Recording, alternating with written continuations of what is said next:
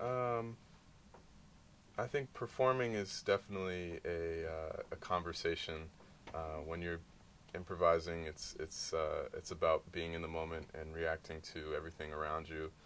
So that really does mean opening your ears to your fellow musicians, but it goes beyond just the bandstand and really into the room and sort of feeling the energy from the audience. And you can tell when things are sort of going astray, maybe when it's time to turn left or right. And it's, you know, it's subjective, as all art is. It's sort of it's up to the artist to decide whether that's what they're looking for, is to challenge the audience, to maybe to bring some tension into the mix, or whether it's time to say, well, let's bring it back and you know, sort of pat them on the head or something. I don't know how you would describe it, but I definitely take into account everybody in the room, and I try to be in the moment and try to open my ears and react to everything, and not, as I say, be on autopilot and let my fingers do the work, but really try to make sure that every note is there for a reason.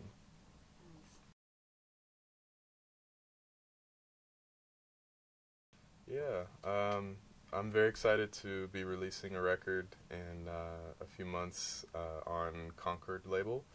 It's my first record on Concord, and it's an expansion from my last two records. My last two were trio, and this is bringing in a bunch of friends: Ambrose Akinmusire on trumpet, Logan Richardson on alto, Dana Stevens on tenor, Gretchen Parlato on voice, Satchel Vasandani, all my good friends and people that I admire.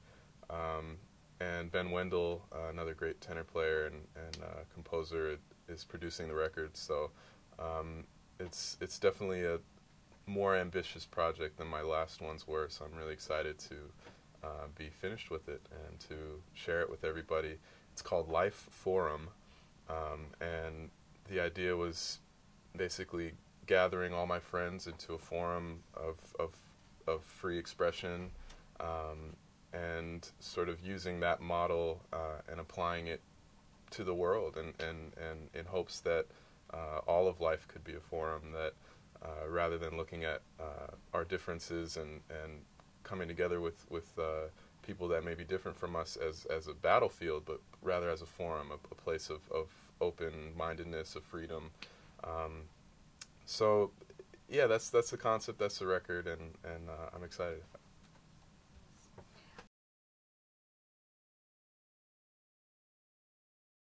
I just recorded a record with Terri Carrington, also on the Concord label.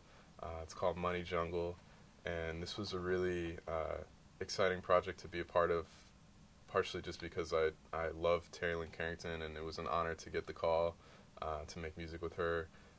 But we were sort of reinterpreting the music of the classic Money Jungle record with Duke Ellington, Max Roach, and Charles Mingus. So it was a challenge to sort of wrap my head around that music first and really go into that record and try to get inside of what they were doing, of all that magic. But also Terri Lynn did a great job sort of taking that music into a whole different direction, and so a lot of the arrangements were really tricky and complicated, and I don't know if those are the right words, but they go into a whole new place. And it was another challenge to sort of try to conquer that. And then just to make music with her and Christian McBride was an absolute treat. So I'm really excited about that record as well.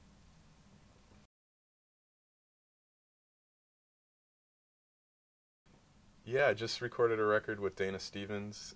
That's going to be on the Crisscross label. Also did a record for Mike Rodriguez on the Crisscross label. So there's a few Crisscross records that are coming out that I'm excited about. This last one with Dana was just last week, with Joe Sanders on bass, Charles Altura on guitar, and Bill Stewart on drums, one of my heroes and a musician that I've listened to and admired for years. So that was a really special session, and I think yeah, we dig what we came up with, so we hope you do too.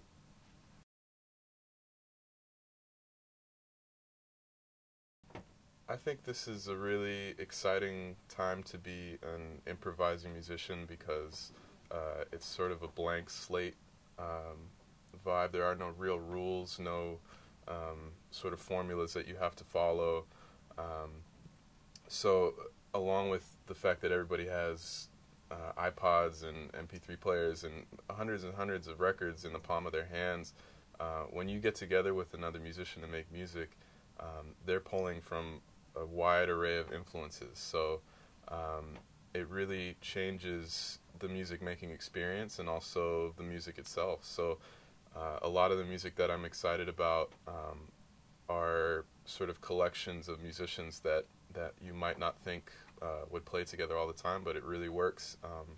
Lionel Luecki just put out a great record with Mark Giuliano on drums and Robert Glasser on piano and Derek Hodge on bass, and it's almost, I mean, I guess you could, if you wanted to classify it, you could say it's kind of a jam band record, but it's not. I mean, it's so many different things, but I think that's a perfect example of all these different influences coming together and creating something new. And I think that sort of defines, if you had to define our generation, I think that would be how you would do it.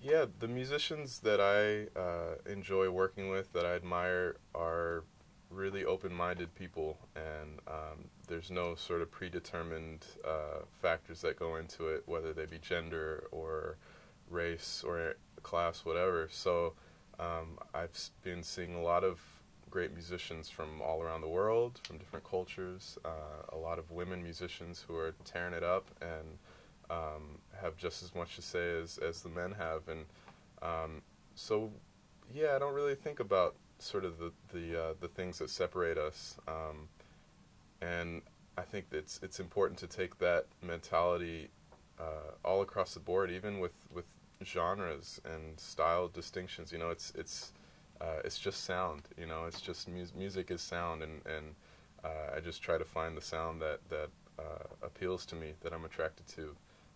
And I leave the words for everybody else.